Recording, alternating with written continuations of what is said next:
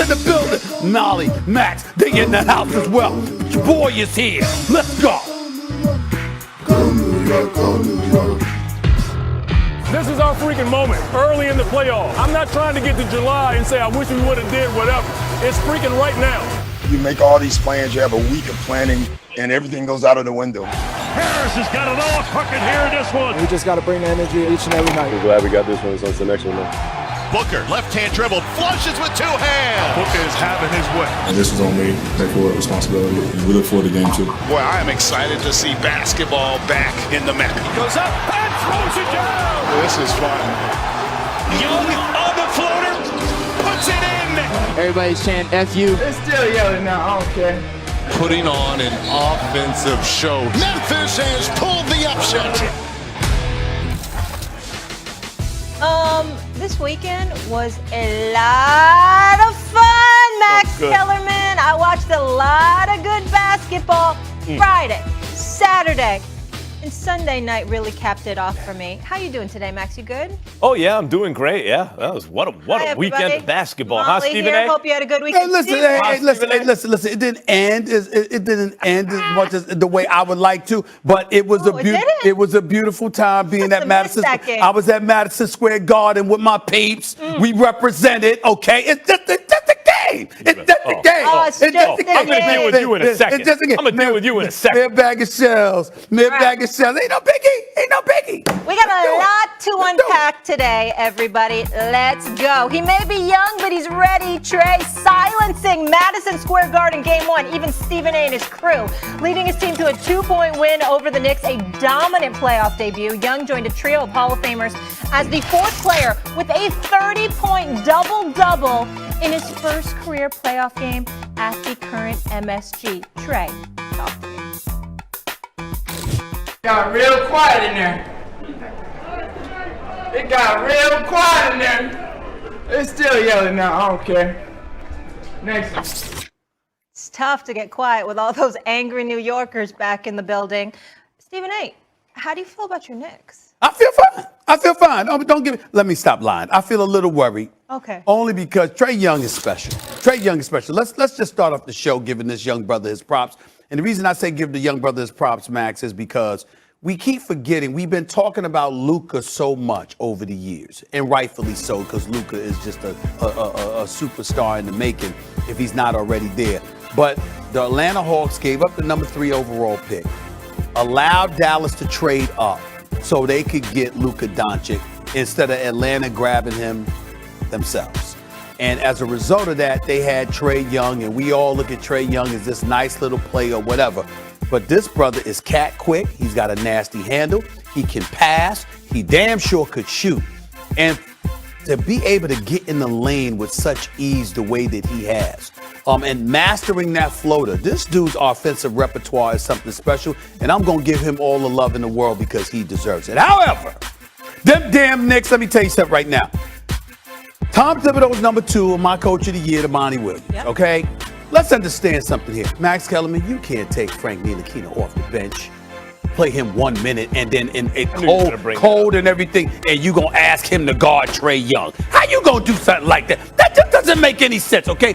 And Julius Randle, there were 2 All-Stars in this game. One showed up. No, there was one All-Star in that game, really. No. Julius Randle, literally, is an All-Star. He was in an All-Star game, like Trae Young. He's an All-Star. He did not show up last night. He was nervous. He was rushing stuff. He was making bad decisions. Even on the last shot when the inbounds ball was thrown to him.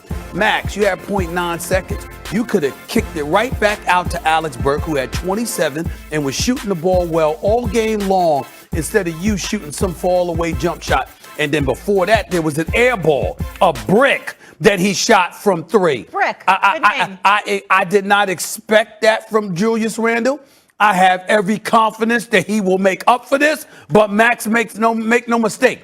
He needs to make up for it because it wasn't a great night for him. So you were at Madison Square Garden, right? I was there in the house, man. Did you use a press pass or did you buy a ticket? A press pass. I wanted to buy a ticket. Right. I know. You know why I'm asking. I wanted to buy a ticket. Did you bring your ID? I did not.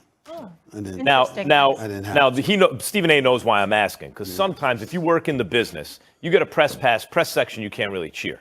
Sometimes when you have a rooting interest, you're like, to hell with that. I'm going to spend the money because I want to be loud. I want to cheer for my team. I'm a basketball fan. Right. And you spend the money to sit courtside or wherever you're going to sit. Stephen A., I'm sure, is going to sit courtside. Yes. I would have, yeah. Yeah, I like about 5 rows back, a little cover, but you still get a view. I had a second. The point is, okay, rich people problems. The point is sometimes so you can cheer. And here's the problem. You know why the Knicks lost last night? I'm going to get to Trae Young in a second. Let me do my best, Stephen A. Because of you. Yeah. And the nauseating Knicks fans, just like you. What did Trae Young say right after the game? Right after the game. They were chanting, expletive you. No, you can say the word F. You can say the letter F. Well, I'm you can say the letter F. This is a family program. It is a family program. F. Kids, ear muff. F is a letter in the alphabet. It's a letter in the alphabet. Yes. The point is, he turned around and said, yeah, actually, expletive you. Shh. Right? You are poking the bear, Knicks fans. The same Knicks fans who showed up come hell or high water when Dolan was ruining the team and are having Charles Oakley arrested. You showed up all the time and cheered him on anyway, giving him no incentive for better behavior or a better product. You finally, what do you say? A dead clock is right twice a day. He finally hires the right people after 2 decades, and they're a 4 seed. They're in the playoffs. New York, stand up is all I hear. And then you poke the bear, the best player on the other team, and he hits it in your face to beat you, and then afterwards tells you, be quiet. And this is let me tell you what motivated me. The whole arena, Madison Square Garden. He said Times Square. He's a few blocks off, but chanting that at me. Congratulations, Knicks fans. Congratulations. Well, you just cost yourself game 1. Well, I will tell you this. Number one, he wasn't wrong to say Times Square because the hotel that he was at was near there. And the fact of the matter is that there were people in the streets chanting that prior to the game. So that's what he was alluding to. He's not inaccurate in that. Secondly, even if I were courtside, I would have never, ever chanted that. No. Towards Trae Young or any player for that matter. I have style. I have class. I have decorum. You can't conduct yourself. Would you have been loud? You're just, no, I would have been cool. I'm just a cool kind of dude. I'm just glad he got through security easily and didn't have those problems. Well, all the ladies in security and the medical people doing the tests and stuff like that, they were so kind to me and they helped get me through there, and I appreciate that. That's what they did. They took care of me. You got to bring your ID. No, I didn't. I'm saying just generally, you got to bring. I had it with me. They just didn't ask to see it. I mean, they know who I am. They asked Spike and Oakley, so you know what Kevin Durant said? Kevin Durant on Stephen A. You know who I am. You know who I am. That's why I didn't have to show my ID. But here's the bottom line. Or as Ghost once said, my face is like my passport. Back to the game. Back to the game. Here's the reality. Wasn't a great day for Tom Thibodeau.